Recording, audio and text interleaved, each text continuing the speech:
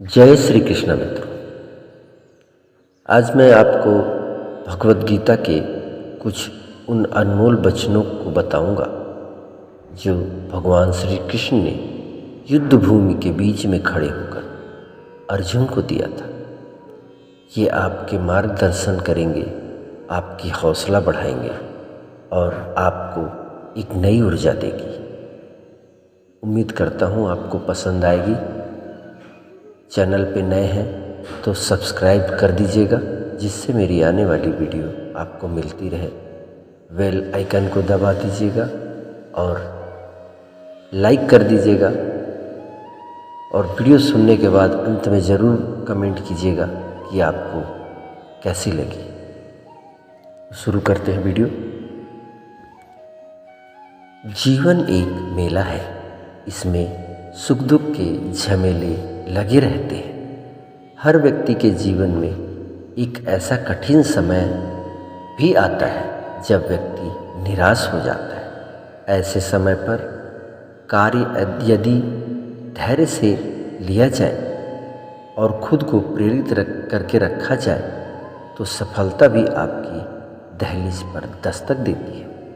भगवान श्री कृष्ण ने भगवत गीता में अपने निर्मल ज्ञान प्रकाश से पार्थ को परेशानियों की तमस मिटाई थी। आप कठिन समय में प्रेरणा से भर देने वाले श्री कृष्ण के विचारों को सुनिए, ये आपकी हौसला अफजाई करेंगे। जो अपने कर्म फल के प्रति आसक्त नहीं होते वे मार्ग से कोसों दूर हैं। अपनी इच्छा शक्ति से अपने आप को नया आकार दें। अपने आप को भी स्व इच्छा से नीचा न होने दें।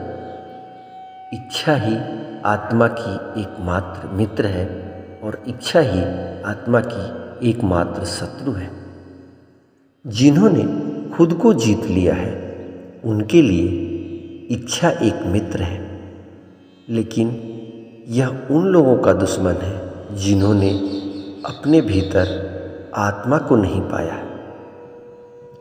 सर्वोच्च वास्तविकता उन लोगों की चेतना को प्रकट करती है जिन्होंने खुद को जीत लिया हो।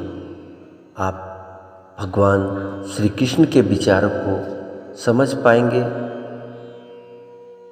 जो इस प्रकार है। शांत मन में, ध्यान की गहराई में आत्मा स्वयं को प्रकट करती है। स्वयं के माध्यम से स्वयं को देखकर एक आकांक्षी पूर्णता के आनंद का, शांति को जानता है। कोई भी जो अच्छा काम करता है उसका कभी बुरा अंत नहीं होगा, ना तो यहाँ और ना ही आने वाले युग में। गंभीर तपस्या और ज्ञान मार्ग से ध्यान श्रेष्ठ है। मुझ पर अपना मन लगाकर योग के अभ्यास में स्वयं को अनुशासित करो। मैं उन लोगों के लिए हमेशा मौजूद हूँ जिन्होंने मुझे हर प्राणी में महसूस किया है। व्यक्ति जो चाहे बन सकता है यदि वह वास्तविक रूप से विश्वास के साथ इच्छित वस्तु पर लगातार चिंतन करें। मन बहुत चंचल है जो इंसान के दिल में उथल पुथल कर देता है। जैसे वे मेरे पास आते हैं वैसे ही मैं उन्हें ग्रहण करता हूँ। सभी पथ मानव को मेरी ओर ले आते हैं। इंद्रियों से मिलने वाला सुख पहले तो अमृत जैसा लगता है, लेकिन अंत में यह विष के समान कड़वा होता है। जब ध्यान में महारत हासिल हो जाती है तो मन हवा रहित स्थान में दीपक की लौ की तरह अडिग रहता है। हे अर्जुन, तीनों लोकों में मेरे पाने के लिए कुछ भी नहीं है और ना ही कुछ ऐसा है जो मेरे पास नहीं। मैं अभिनव करता हूँ, लेकिन मैं अपनी किसी ज़रूरत से प्रेरित नहीं हूँ। कर्म मुझ पर इसलिए नहीं टिकते क्योंकि मैं उनके परिणामों से जुड़ा नहीं हूँ।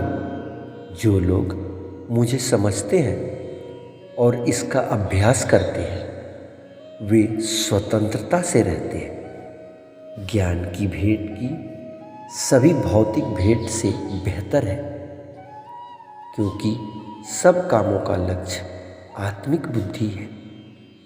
जैसे आग की गर्मी से लकड़ी को राख कर देती है, वैसे ही ज्ञान की आग सभी कर्मों को भस्म कर देती है। अपना काम हमेशा दूसरों के कल्याण को ध्यान में रखकर करें। अप्राकृतिक कर्म बहुत तनाव पैदा करता है। हर व्यक्ति का विश्वास उसकी प्रकृति के अनुसार होता है। मैं उन्हें ज्ञान देता हूँ जो सदा मुझसे जुड़े रहते हैं और जो मुझसे प्रेम करते हैं। मेरी कृपा से हर एक व्यक्ति सभी कर्तव्यों का निर्वाह करते हुए मेरी शरण में आकर अनंत अविनाशी निवास करता है। बुद्धिमान व्यक्ति कामुक सुख में आनंद नहीं लेता। जो व्यक्ति कार्य में निष्क्रियता और निष्क्रियता में कार्य देखता है वह एक बुद्धिमान व्यक्ति है। मैं धरती की मधुर सुगंध हूँ। मैं अग्नि की उष्मा हूँ। मैं ही सभी जीवित प्राणियों का जीवन भी और मैं ही सन्यासियों का आत्मसंयम हूँ। तुम उनके लिए शोक करते हो जो शोक करने के योग्य नहीं है और फिर भी ज्ञान की बातें करते हो। बुद्धिमान व्यक्ति ना जीवित और ना ही मृत व्यक्ति के लिए शोक करते हैं। बुद्धिमान व्यक्ति तो समाज कल्याण के लिए बिना आसक्ति के काम करता रहता है। कर्म मुझे बांधता नहीं, क्योंकि मुझे कर्म के प्रतिफल की कोई इच्छा नहीं। कर्मयोग वास्तव में एक परम रहस्य है। कर्म उसे नहीं बांधता जिसने काम का त्याग न किया। अपने अनिवार्य कार्य करो, क्योंकि वास्तव में कार्य करना निष्क्रियता से बेहतर है। आत्मज्ञान की तलवार से काटकर अपने हृदय से अज्ञान के संदेह को अलग करके अनुशासित बनो। मनुष्य अपने विश्वास से निर्मित होता है। जैसा वो विश्वास करता है वैसा ही वो बन जाता है। इस जीवन में मनुष्य न तो कुछ खोता है और न ही कुछ व्यर्थ होता है। मन अशांत है और उसे नियंत्रित करना कठिन है, लेकिन अभ्यास से इसे वश में किया जा सकता है। केवल मन ही किसी का मित्र और शत्रु होता है। व्यक्ति या जीव का कार्य ही उसके भाग्य का निर्माण करता है। जब मनुष्य अपने कार्य में आनंद खोज लेता है तब वह पूर्णता प्राप्त कर लेता है। नरक के 3 द्वार होते हैं: वासना, क्रोध और लालच। क्रोध से भ्रम पैदा होता है और भ्रम से बुद्धि व्यग्र होती है। जब बुद्धि व्यग्र होती है तब तर्क नष्ट हो जाता है और जब तर्क नष्ट होता है तब व्यक्ति पतन हो जाता है। सदैव संदेह करने वाला व्यक्ति के लिए प्रसन्नता ना इस लोक में है ना ही कहीं और। मन की गतिविधियों को होश, श्वास और भावनाओं के माध्यम से भगवान की शक्ति सदा तुम्हारे साथ है और लगातार तुम्हें बस एक साधन की तरह प्रयोग करने के सभी कार्य कर रही है। ज्ञानी व्यक्ति ज्ञान और कर्म को एक रूप में देखता है, वहीं सही मायने में देखता है। प्रबुद्ध व्यक्ति के लिए गंदगी का ढेर, पत्थर और सोना सभी एक समान है। निर्माण केवल पहले से मौजूद चीज़ों का प्रेरक नहीं है। उससे मत डरो जो वास्तविक नहीं है, ना कभी था ना कभी होगा। जो वास्तविक है वो हमेशा था, उसे कभी नष्ट नहीं किया जा सकता। जन्म लेने वाले के लिए मृत्यु उतनी ही निश्चित है जितना कि मृत्यु होने वाले के लिए जन्म लेना। इसलिए जो अपरिहार्य है उस पर शोक मत करो। जो मन को नियंत्रित नहीं करते उनके लिए वह शत्रु के समान कार्य करता है।